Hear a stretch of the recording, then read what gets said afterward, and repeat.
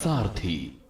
नमस्कार, हमारे खास प्रोग्राम स्पेशल रिपोर्ट में आप सभी का स्वागत है। मैं हूं कपिल मिश्रा और आज स्पेशल रिपोर्ट में हम बात करने वाले हैं पंजाब सरकार के बेरोजगार युवकों को रोजगार देने के साथ ही सौभाग्य और स्वास्थ्य विभाग के लापरवाही की, और साथ में बात करेंगे राहुल की बड़ी छवि की। और सबसे पहले स्पेशल रिपोर्ट में बात करेंगे मान सरकार के सपने साकार।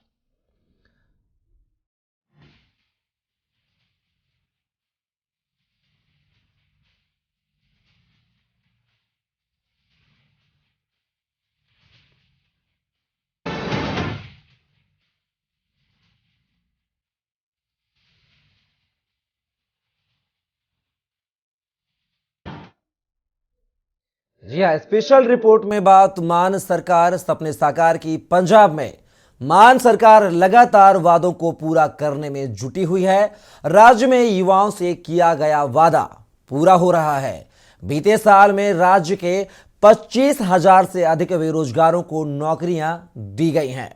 सिर्फ 9 महीने में रिकॉर्ड 25,000 से अधिक नौजवानों को नौकरियां दी गई। श्रीमान का दावा है कि 2023 शिक्षा, रोजगार और स्वास्थ्य क्षेत्रों में क्रांतिकारी बदलावों का साल साबित होगा। शिक्षा क्षेत्र में 6,635 ईटीटी अध्यापकों की भर्ती प्रक्रिया चल रही है। बता दें कि मान सरकार की प्राथमिकता में शिक्षा, स्वास्थ्य और रोजगार है। देखिए हमारी ये खास रिपोर्ट। पंजाब में पूरा हो रहा युवाओं से किया वादा। राज्य के 25,000 से अधिक बेरोजगारों को नौकरियां। सिर्फ 9 महीनों में रिकॉर्ड 25,000 से अधिक नौजवानों को दी गई नौकरियां। सीएम मान का दावा 2023 शिक्षा, रोजगार और स्वास्थ्य क्षेत्रों में क्रांतिकारी बदलावों का साबित होगा साल। शिक्षा क्षेत्र में 6,635 ईटीटी अध्यापकों की चल रही है भर्ती प्रक्रिया। मान सरकार की प्राथमिकता में है शिक्षा, स्वास्थ्य एवं रोजगार। पंजाब के मुख्यमंत्री भगवंत मान ने राज्य सरकार के 25,000 से अधिक बेरोजगारों को नौकरियां मुहैया करवाने की दिशा में कारगर कदम उठाए हैं। राज्य सरकार की तरफ से सिर्फ 9 महीनों में रिकॉर्ड 25,000 से अधिक नौजवानों को नौकरियां दी गई हैं। सीएम मान ने कहा है कि साल 2023 शिक्षा, रोजगार और स्वास्थ्य क्षेत्रों में क्रांतिकारी बदलावों का गवाह बनने जा रहा है। आपको बता दें कि मुख्यमंत्री ने 3,910 मास्टर कैडर अध्यापकों को नियुक्ति पत्र सौंपते हुए कहा था कि उन्होंने सरकार बनने के बाद वादा किया था कि पहले साल के दौरान 25,000 नौकरियां दी जाएंगी, जिसे पूरा कर दिया गया। संतोषजनक बात है कि अलग अलग विभागों में 25,000 से अधिक नौजवानों को नौकरियां देकर इस वादे को सिर्फ 9 महीनों में ही पूरा कर लिया गया है।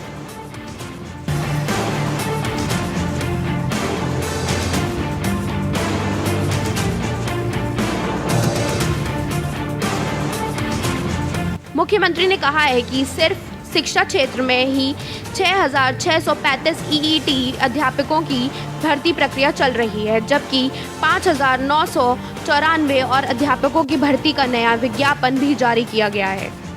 उन्होंने कहा है कि इस भर्ती प्रक्रिया को पारदर्शी और सुचारू तरीके से जल्द मुकम्मल कर लिया जाएगा।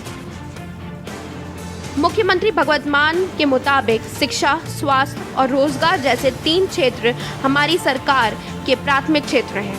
मौजूदा साल के दौरान यह तीनों ही क्षेत्र अहम बदलाव का गवाह बनेंगे, क्योंकि राज्य सरकार इन क्षेत्रों के विकास के लिए उत्साह के साथ काम कर रही है।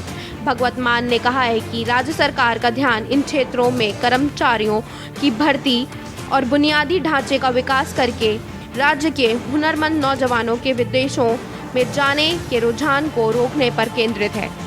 स्पेशल डेस्क के न्यूज़ इंडिया।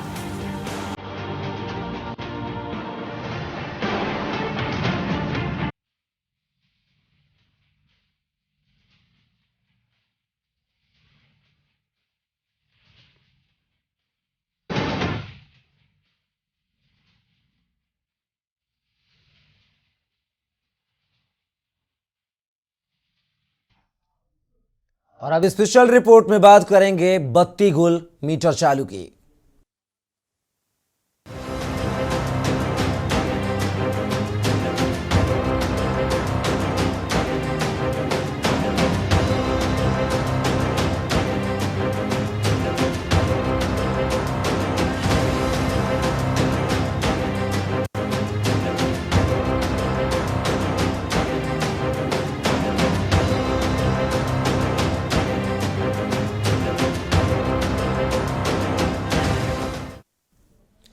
जी हां, देश में सौभाग्य योजना को लेकर सरकारें लगातार एक्टिव हैं।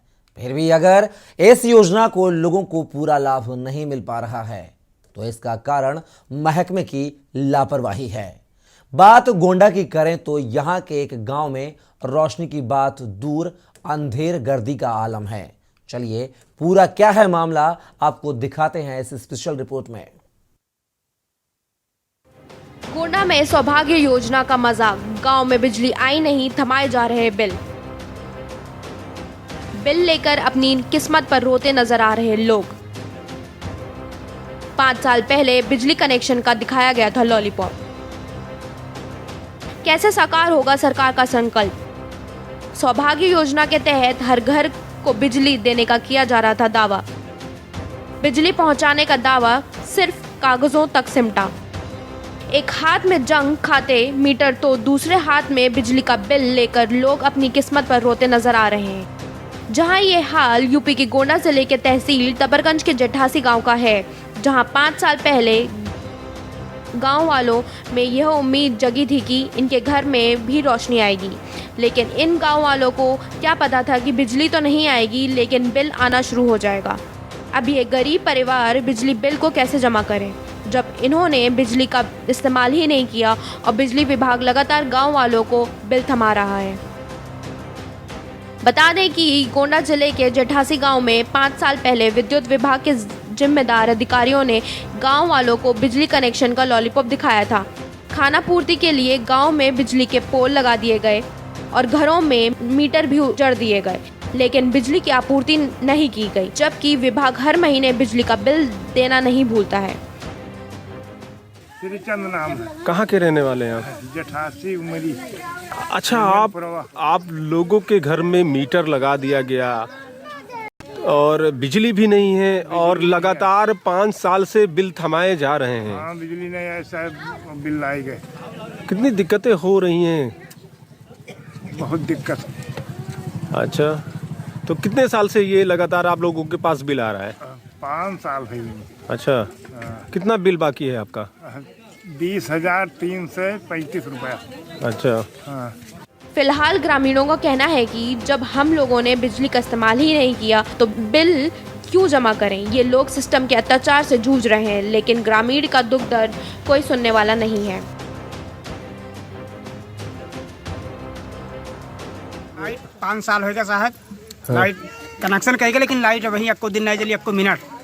और बिल आई है बहुत 5 साल होएगा। अच्छा, 5 साल से बिल आ रहा है। हाँ। कनेक्शन बिजली का तार हाँ, आपके घर में नहीं है? मतलब मीटर लगाए गया है और तार देखो है ही नहीं, खंभा गाड़ गया, कुछ यहाँ है ही नहीं। अच्छा। लाइट आपको दिन नहीं जली, 1 मिनट करते। 5 साल से साहब। अच्छा, 5 साल से हो रही है। 23,000। 23,000। हाँ। कैसे आप लोग इस बिल को जमा करेंगे? कितनी दिक्कतें हो रही है? चलाए ना साहब, देवे ना 1 रुपया। अच्छा। हाँ। तो अच्छा, आपके परिवार में कौन कमाने वाला है? भाई मजदूरी का था साहब, मिस्त्रियाना बस। अच्छा, उसी भाई के सहारे आपका परिवार चलता है? हाँ। बिजली विभाग के जिम्मेदार ना सरकार की नीति पर काम करते नजर आ रहे हैं, ना ही उपभोक्ताओं की परेशानियों से इनका कोई मतलब है। इस गांव में रहने वाले कुछ ऐसे बच्चे हैं जो 10वीं की तैयारी कर रहे हैं। वो चिराग के सहारे पढ़ाई करने को मजबूर हैं। वहीं बीजेपी विधायक प्रेम नारायण पांडे का कहना है कि तबरगंज विधानसभा में ऐसे कई गांव हैं जहां इस तरीके की समस्या बनी हुई है। अपने यहाँ पूरे विधानसभा में चिन्हांकित किए गए हैं, कई से पूर्वे हैं जहाँ भी विद्युतीकरण नहीं हो पाया है। यहाँ विद्युतीकरण की ये स्थिति है कि सामूहिक रूप से एक कैंप लगा करके इनको विद्युतीकरण किया गया, लेकिन कनेक्शन बाहर तक गया, अंदर लाइन खींचने से एक व्यक्ति ने मना कर दिया था। विद्युत कनेक्शन नहीं हो पाया, मीटर का वितरण हुआ था। बिल अगर गई होगी तो बिल सारी जो है माफ़ कराई जाएगी, ऐसे बिल नहीं पड़ता है। कनेक्शन नहीं है तो उनको बिल कतई नहीं देना पड़ेगा। जहाँ तक कनेक्शन की बात है, अभी मुख्यमंत्री जी की समीक्षा बैठक हुई है 10 दिन पहले। हम लोगों ने पूरे क्षेत्र में जहाँ जहाँ बिजली कनेक्शन नहीं हो पाए हैं या जहाँ कहीं गड़बड़ी है, सब चिन्हांकित करके हमने पत्र के साथ सभी पुरों का नाम दिया है। जल्द ही उसको जो है आच्छादित कराया जाएगा।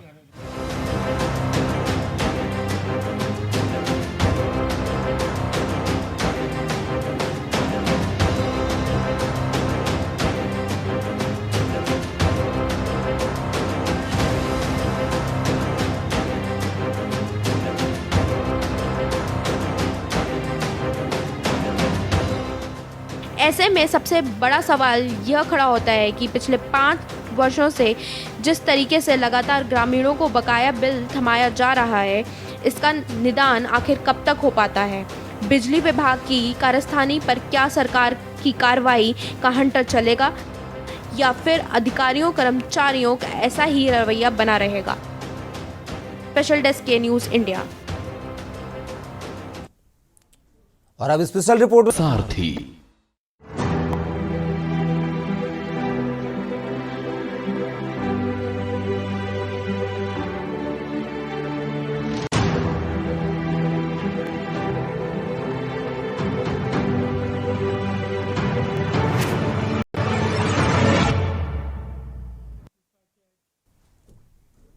ब्रेक के बाद पुनः आपका स्वागत है और अब स्पेशल रिपोर्ट में बात करेंगे दर्द से तड़पती प्रसूता की।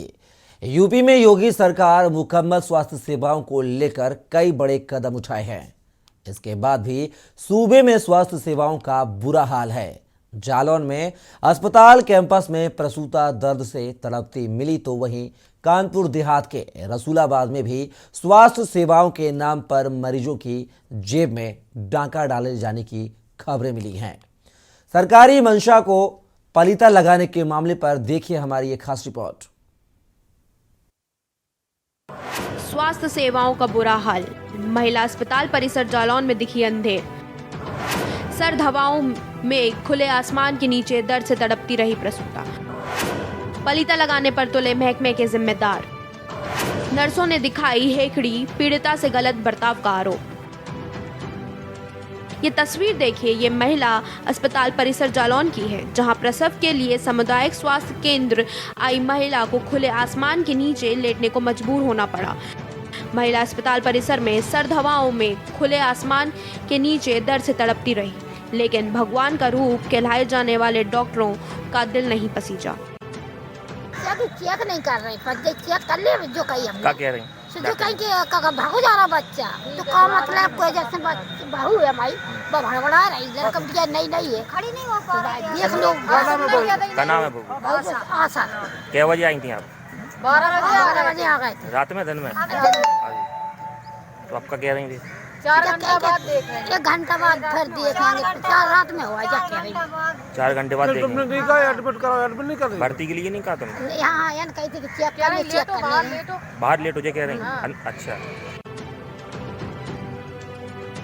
बता दें कि जहां एक और सूबे के मुखिया योगी आदित्यनाथ स्वास्थ्य सेवाओं और व्यवस्थाओं को दुरुस्त कराने के लिए लगातार उच्च अधिकारियों को दिशा निर्देश दे रहे हैं, लेकिन अफसोस इस बात का है सीएम के निर्देशों को महकमे के जिम्मेदार ही पलीता लगाने पर तुले हुए हैं। ये जो महिला फर्श पर करा रही है वो महेशपुरा से डिलीवरी के लिए आई थी, लेकिन महिला को नर्सों द्वारा नजरअंदाज कर दिया गया। बताया जा रहा है कि नर्सों ने पैसों के लालच में उसे नजरअंदाज किया। यही नहीं, नर्सों ने हेकड़ी दिखाते हुए महिला से किया गलत बर्ताव। तो यह था जालौन का मामला। ऐसा नहीं स्वास्थ्य सेवाओं की बदहाली का यह अकेला मामला है। यूपी का शायद ही कोई जिला हो जहां स्वास्थ्य सेवाएं दुरुस्त हों। चलिए अब हम बात करते हैं कानपुर देहात के रसूलाबाद की, जहां कमीशनबाजी की वजह से कई गर्भवती महिलाओं को कंडीशन सीरियस कहकर रेफर कर दिया जाता है, लेकिन साहब वहां तो कमीशन बंधा हुआ है। जो भी पाया जाएगा अवैध रूप से संचालित, उस पर जो है समान रूप से कार्रवाई। कितने दिन ये उच्च निरीक्षण चलता रहेगा स्वास्थ्य विभाग के द्वारा? ये तो हर एक निरंतरता बनी रहेगी जब तक कि यहाँ पे अवैध रूप से सभी जितने भी हैं तब तक जो है समाप्त नहीं हो जाते हैं। निरंतरता बनी रहेगी। क्या लगता है आज स्वास्थ्य महकमा का जो यानी कि ये उच्च निरीक्षण चला तो अधिकांश एनिमेट के लोगों ने बंद कर दिया, तो इसकी सूचना पहले इन लोगों को कैसे पहुँच जाती है? अब ये तो आप लोग बताएं कि कैसे पहुँच जाती है, क्योंकि 2-3 जगह तो हम लोगों ने देखा ही है। गर्भवती महिला की रसूलाबाद में बिना कागज के ही कई प्राइवेट अस्पतालों में डिलीवरी करा देते हैं। वहीं नए चिकित्सा अधीक्षक पीयूष त्रिपाठी रसूलाबाद में कई प्राइवेट क्लिनिक पर छापेमारी करते हैं और इसके बाद ये सब चल रहा है। सवाल ये है कि छापे की कार्रवाई क्या महज औपचारिकता भरे हैं? लगातार लोगों के स्वास्थ्य के प्रति ध्यान दे रही है। चिकित्सा सुधार में कोई अंतर नहीं नजर आ रहा। आपको बता दें जनपद कानपुर देहात की रसूलाबाद की अगर हम बात करें तो यहाँ भी पूरी तरह से कोई सुधार नहीं है। कई ऐसे प्राइवेट अस्पताल हैं जिनमें आज भी गरीबों के जेब पर डाका डाला जाता है। देखने वाली बात यह होगी कि लगातार चिकित्सा अधीक्षक के छापेमारी के बाद भी कोई कार्रवाई हुई या नहीं। वीडियो जर्नलिस्ट रजनीश के साथ अमित पांडे, कानपुर देहात।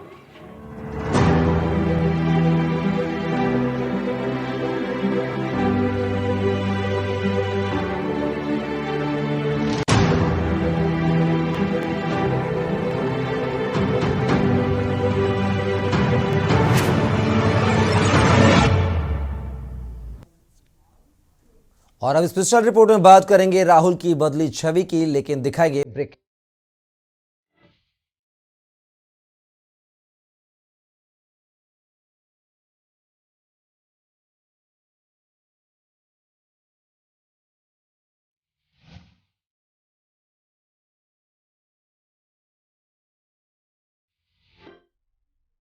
ब्रेक के बाद पुनः आपका स्वागत है और अब स्पेशल रिपोर्ट में बात करेंगे राहुल की बदली छवि की।